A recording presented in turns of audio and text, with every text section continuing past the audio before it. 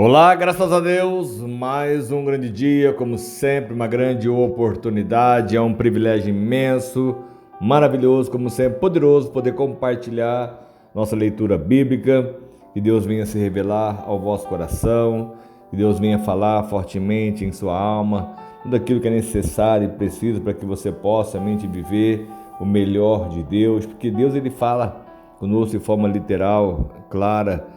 São muitas vezes nós que não conseguimos entender e compreender o que ele fala no nosso coração. Como aqui o próprio segundo Samuel 2, olha que maravilha. Depois que Saul morreu, depois que Jonatas morreu, Davi estava muito angustiado por seu irmão Jonatas, ao qual ele amava realmente aquele seu irmão. E aí diz aqui então, segundo Samuel 2, e sucedeu que depois disso que Davi consultou ao Senhor, dizendo: subirei a alguma das cidades de Judá? E o Senhor lhe disse: sobe. E disse Davi: para onde subirei? Ele disse: para Hebrom. Olha só como Deus ele dá a direção de forma correta e certa. Aquele que nele confia jamais será enganado. E subiu Davi para lá, e também as suas duas mulheres, Aionã, a Jezreelita, e Abigail, a mulher de Nabal, o Carmelita. E fez também Davi subir aos homens que estavam com ele, cada um com a sua família, e habitaram nas cidades de Hebrom. Então vieram os homens de Judá e ungiram ali a Davi, rei sobre a casa de Judá. E deram avisos a Davi, dizendo: os homens de Jabes de Gileade são os que vieram sepultar a Saul. Então enviou Davi mensageiros aos homens de Jabes de Gileade e disse: bendito sejais vós do Senhor, que fizesse tal beneficência a vosso Senhor, a Saul, e o sepultastes. Agora, pois, o Senhor use convosco de beneficência e fidelidade, e também eu vos farei esse bom, porquanto fizeste isso. Esforcem-se, pois, agora as vossas mãos, e sede homens valentes, pois Saul, vosso Senhor, é morto, mas também os da casa de Judá já me ungiram a mim rei sobre si. E então agora você tem um rei aqui em Judá, e aí então você precisa se decidir a quem vocês vão servir. E então Abner, o filho de Ner, o capitão do exército de Saul, tornou a Isbosete, filho de Saul, e o fez passar a Manaim.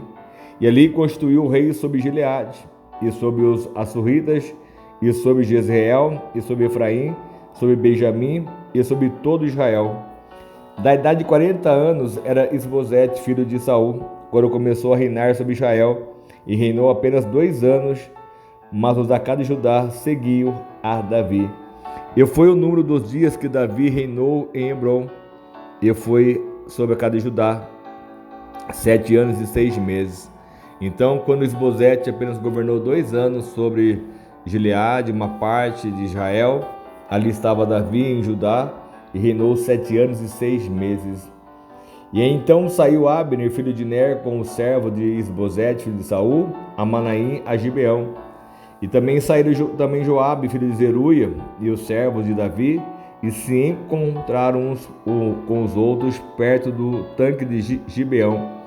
E ali pararam esse dessas bandas do tanque e outros daquela banda do tanque, ou seja, um de cada lado, um do outro.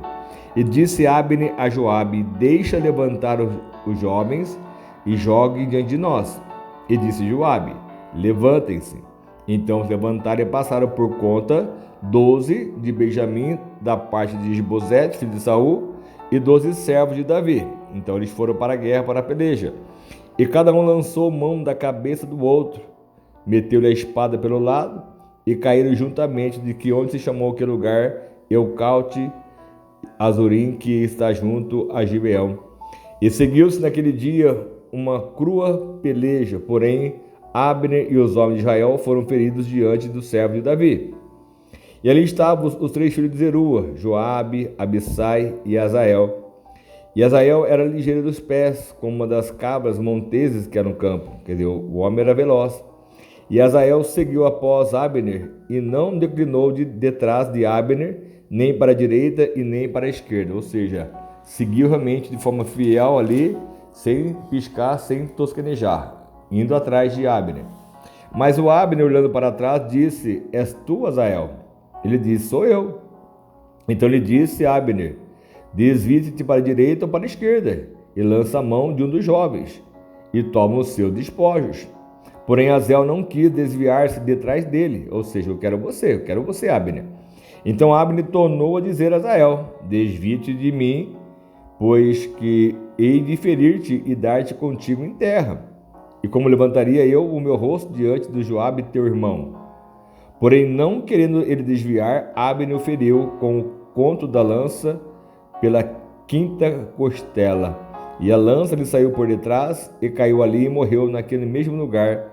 E sucedeu que todos que chegavam ao lugar onde Azael caiu e morreu, paravam.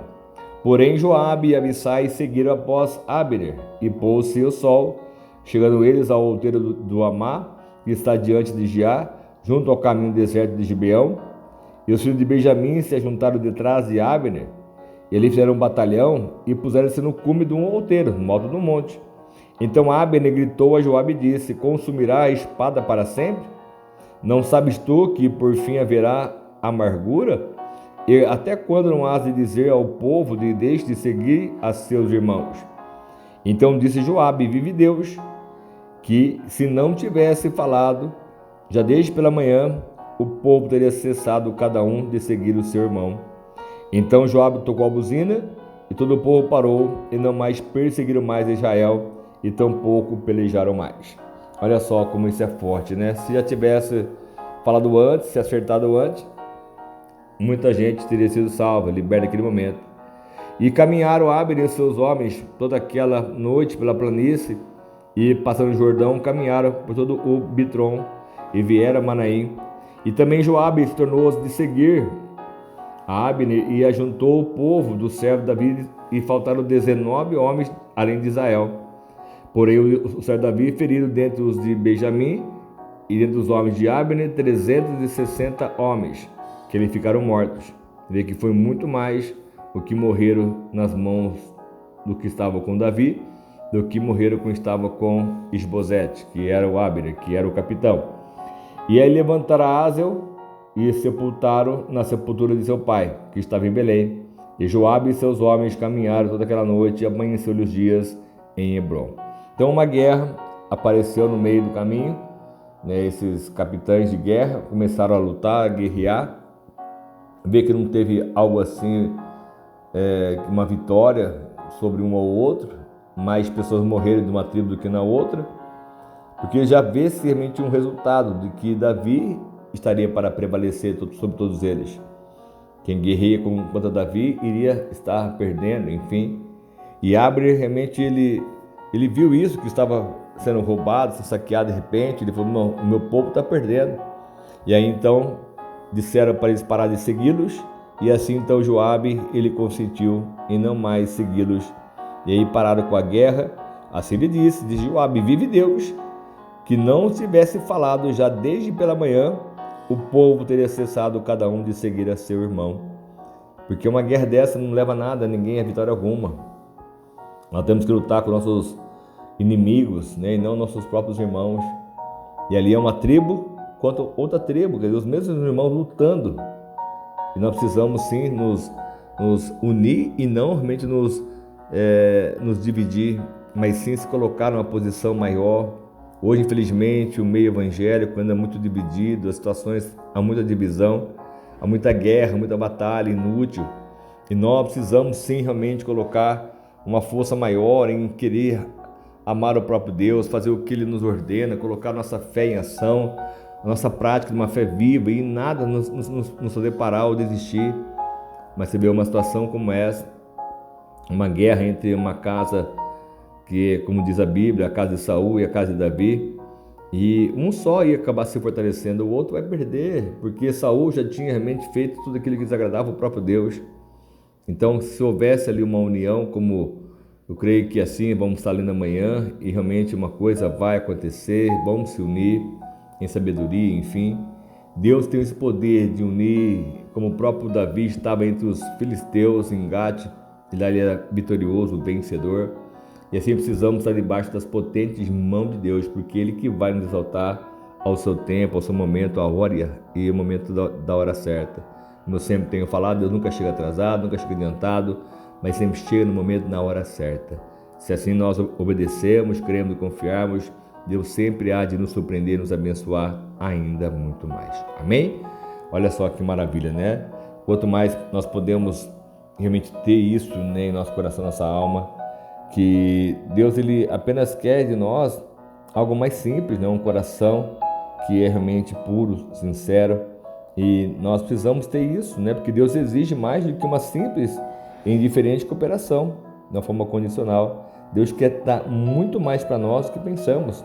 Essa motivação de lutar por motivos errados, enfim, mas fazer aquilo que é certo para que Deus possa realmente fazer essa unificação e essa transformação em nossas vidas, nossa casa e em nossa família. Amém? Vamos orar, vamos clamar ao nosso Deus. Senhor amado Pai, mais de uma vez eu clamo, eu peço, eu oro ao Senhor pela Tua justiça se cumprir sobre cada vida, que haja mais união, meu Pai, que nossos esforços sejam para unificar e não para trazer mais destruição, divisão, um tipo de separação, perturbação, mas que sejamos alcançados e abençoados, meu Pai, pelo Senhor, pela Tua palavra, pelo Teu poder. Assim eu peço essa unção, peço esse poder sobre o Teu povo, meu Deus, que dia após dia tem clamado, orado, buscado, tem se entregado, tem jejuado, tem renunciado, tem dado ao Senhor, meu Pai, a sua própria vida. Então que o Senhor se manifeste, que o Senhor opere, que o Senhor realize, meu Deus, vá ao encontro de cada casa, cada família, Deus, onde possa estar, meu Pai, tendo uma situação, uma guerra inútil praticamente, o Pai vai ter só